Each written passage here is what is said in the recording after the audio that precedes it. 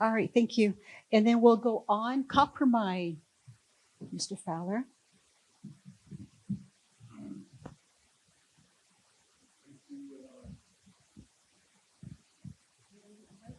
Thank you for being smart together and Dollar and the president from Coppermine. And we got a lot of issues roads out there. And one of the biggest ones is 820 and lady culvert clean out, turn off, and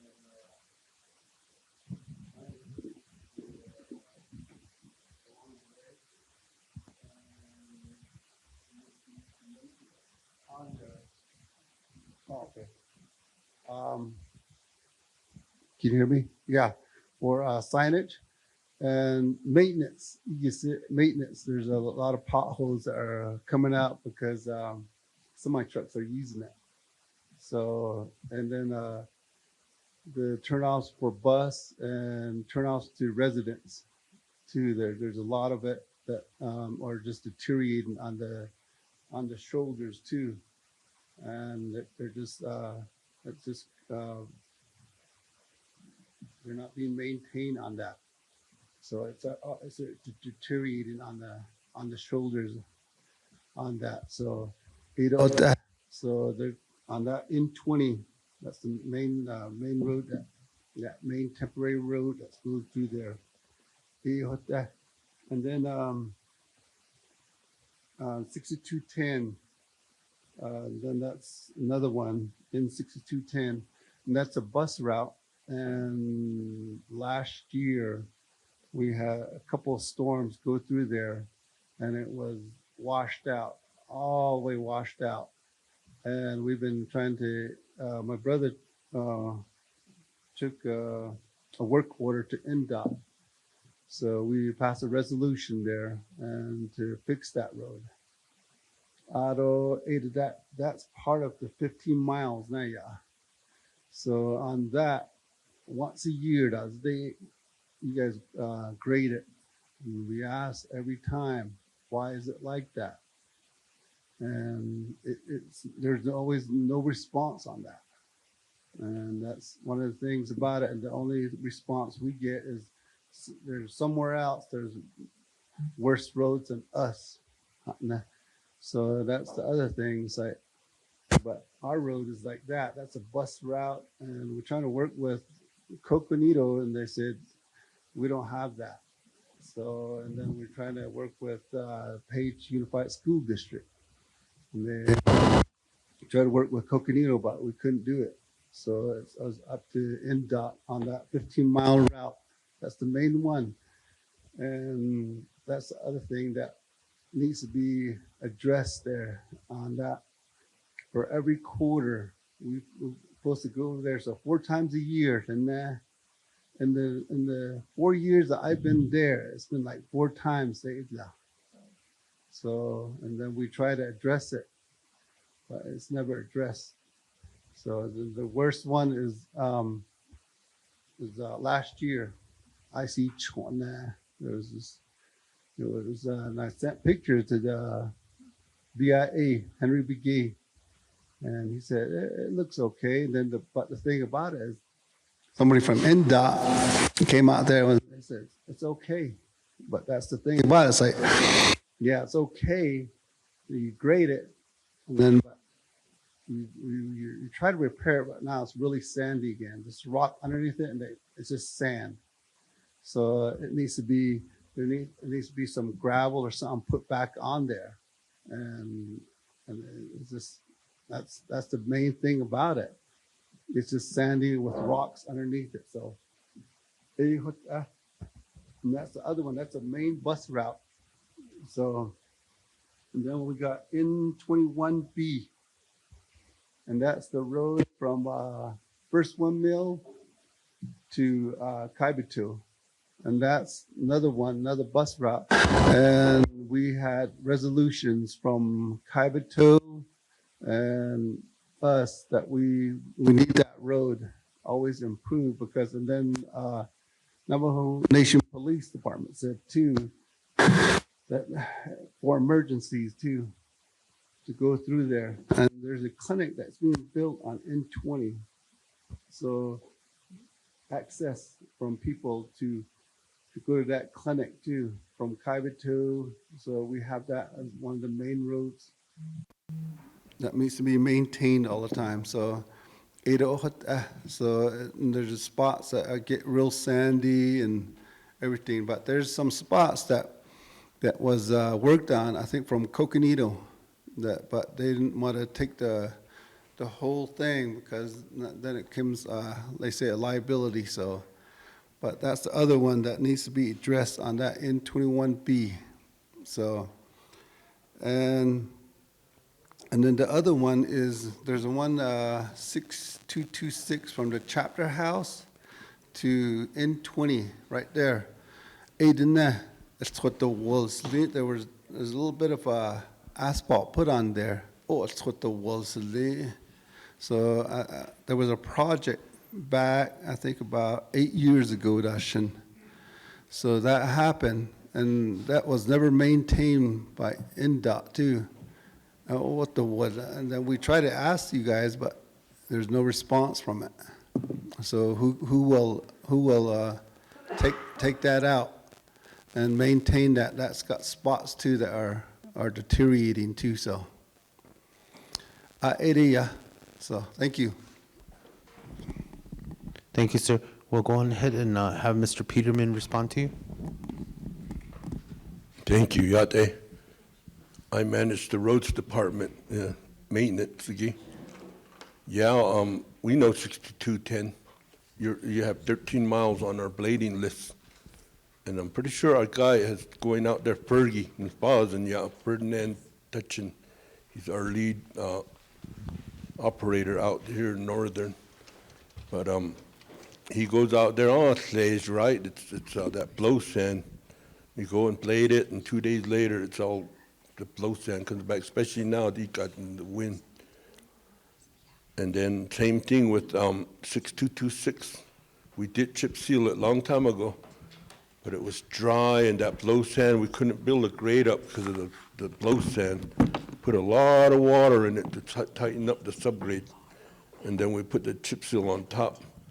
Today it's dried out, underneath dried out, that blow sand started moving, and then now you're getting failures on there. I'm not too sure about 21B. We'll look into it. But yeah, we do quarterly blading per Bureau of Indian Affairs Manual 82. So we follow their rules. I know Henry pretty good.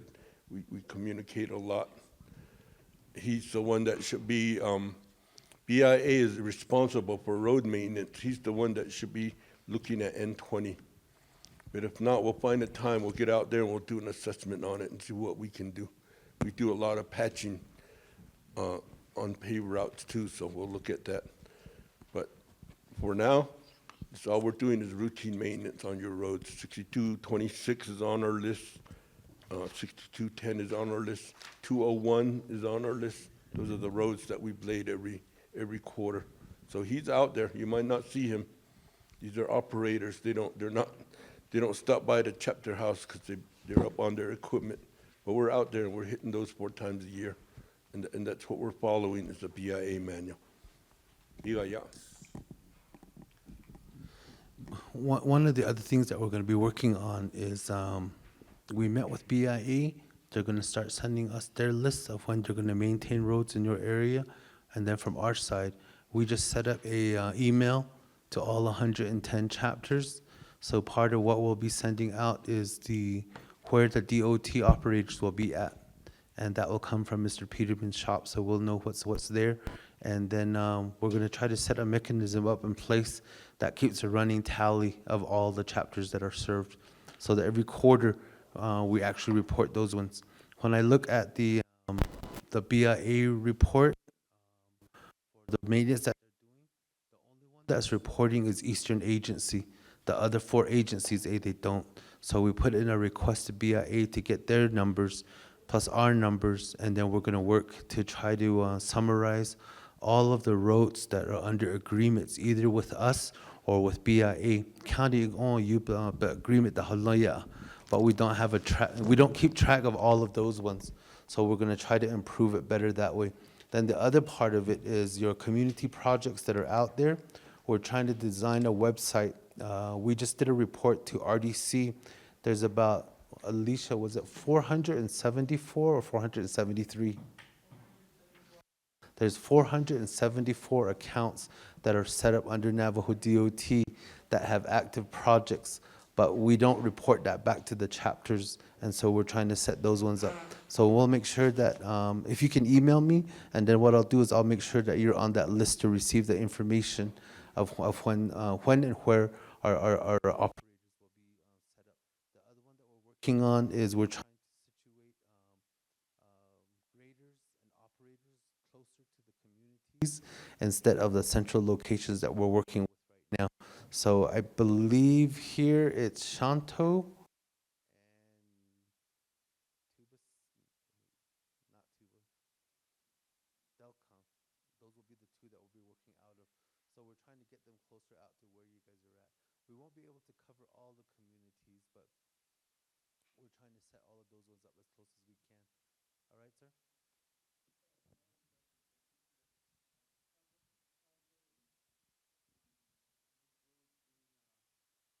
Accountability on the roads being bladed. So it's like I always go. That's the road I use, 6210. That's the road I live on, and I go to the chapter house back and forth one, and I haul water to my house with it. And that's the thing about it too. Is that everybody hauls their water from that road too. So that's one of the main artery for the chapter that's not paved. So that's why I go to the chapter, and I know how the road is. So, and I can show you pictures of how it was damaged. And I sent that to Henry Begay, and that's the pictures I sent. So, and I seen it. I was hauling the water when that microburst happened. So that's when it got all the whole road got washed away. So that's what I'm saying to you is just more of a accountability too, like you saying, and then the schedule of when, so we can understand that, yeah, it's that you guys are doing the job that was given to you guys by BIA. So thank you. And yesterday we spent the day with Navajo Mountain. You guys' roads are way different than our roads where I come from. I mean, some of it is you're going along and then it's rock, and then you have a sandstorm or what do you call it, sand drift that goes across the road. So you're trying to keep from bumping, and then the next thing you know, you're trying not to get stuck in the sand. And then the water is different out here too, I noticed, because you have a road and then you now have detours. It seems like you guys create roads to kind of get around where the water's going. So that's a little bit different. It's kind of like a low mountain area, yeah, because all of that settled dirt. So it changes. You know, you could fix something one day, and then the next day the yasla ya ahonana tetle. So we got to try to figure that one out. The other one that we're going to work on, just so you're aware, is Leanne's section is going to be trying to do more training. We're trying to hire a planner for Tuba City. We finally got a planner for Shiprock. We're advertising for Eastern. Chinle has a planner. Fort is going to get a planner. And Western, we need a planner. So if you know anybody that wants to work as a planner, contact Leanne so that we can get somebody out here that'll work. That's going to be our main connection to the communities are the planners, okay? And then the part of that training that they're going to do, a lot of the design for the road project is built on how much traffic it is a day. They call it ADA. Remember those traffic counters that they put out there? So yesterday we went and visited again Navajo Mountain, and they want to build a road across the canyons. And my question to them was, are you going to have enough traffic to warrant a paved road? So that's the part that we have to educate all the chapters on. Is there's a certain number where it's just maintaining it, then another road where it's. Let me have Leanne explain it. She does a better job of it. Okay, so the ADTs is the number that really pushes our strategy on. A lot of chapters are always asking, how do you know if you're going to pave a route? How do you know if you're going to gravel a route? How do you know if you're going to put a bridge on there? All these questions are based on traffic studies, meaning when we have the tech go out in the field, they put that black hose, they put it on a Tuesday, they let it sit out there all the way until next Tuesday. So those numbers, ADTs, if you have 1,000 ADTs, then your road will qualify for pavement. In 7 days, you have to have 1,000 vehicles within those 7 days to pave 1 mile, 4 million. Now, if you want to chip seal a road, your ADTs within those 7 days have to be 500 to 999, almost 1,000. So 500 ADTs to 999 chip seal will cost you 400 per mile, 400,000 per mile, 400K. Now to gravel, your ADT to qualify for a gravel road, your ADT is 250 to 499. And that one's going to cost 200,000 per mile. Now, just to stabilize it, meaning making that road really hard with that magnesium chloride, your ADT is 100 to 249, and that'll cost you 80,000 per mile. Now, just the blade, which is the regional routes, that one's less than 100 vehicles, 100 and less, at 1,000 per mile. So we didn't reinvent the wheel here. The state does it the same way, the US DOTs do it the same way, the counties do it the same way. It's all based on data-driven. What type of data is out there? So that's how you determine on a scale of how are these surface types going to be developed? How are they going to be constructed? It's all based on ADTs, what's out there in the field. Because you don't want to push 50 million to a road that only three vehicles go down. It's not going to benefit the community. You want to push a road that's going to have all the ADTs and everybody's going to benefit that one road. Okay? One of the things we're also working on is trying to reconcile how the T-tip money comes to the Navajo Nation and how we split it up between new construction and rehab of existing roads. Most of these BIA routes, they were only designed for 30 years. They're 20 plus years beyond that 30 years. So it's like building a road and then saying, when you buy a vehicle, you expect it to last a certain number of years and a certain number of miles. 18, you get a hotel. It's built to only last for so many years. So all these roads that have high ADT, average daily traffic, if I thought people are using Goya, we have to try to figure out a way to allocate funds to rehab those routes because they need to be rehabbed. The other one that seems to be coming out is we spend all this money on rehabbing those roads, but they're not designed for the truck traffic. I'll give you an example. That recent I-40 when it got shut down, all of those routes a lot of those trucks went back through from Lupton to St. Michael's. When that traffic was rerouted through there, it tore up that road again. There's also over in Sanders, Newlands, there's a whole road that was only meant to handle local traffic. A truck it tore up that road completely. So those are the things that we have to balance is how do we take the 53 million or so a year that we get and put them towards the project, but also enough of it to rehab these routes. And that was my concern as we learn more about it was we're spending probably close to $80 million rehabbing in 12, But if we had trucks that are rerouted through there, that peso chos, inagi is just gonna tear up those roads. So we're trying to figure out a way to say, trying to keep those trucks off you. Because when we had the session in Window Rock and Lupton came, Oak Springs came, St. Michael's came, they're all like, we don't want those trucks on our roads. But we're kind of stuck in a catch-22 because when we accept the dollars, the roads that we built are public roads. And we're trying to balance that with, okay, the local setup, because we want to preserve the roads, we're trying to figure out a way to do that. So our team is going to be brainstorming on that. How do we get around that?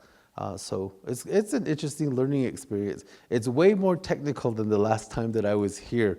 So that's why we're trying to surround ourselves with more technical people this time so that we can answer those. So that's the sheet that she shared is the one that we have to train all of the community members on.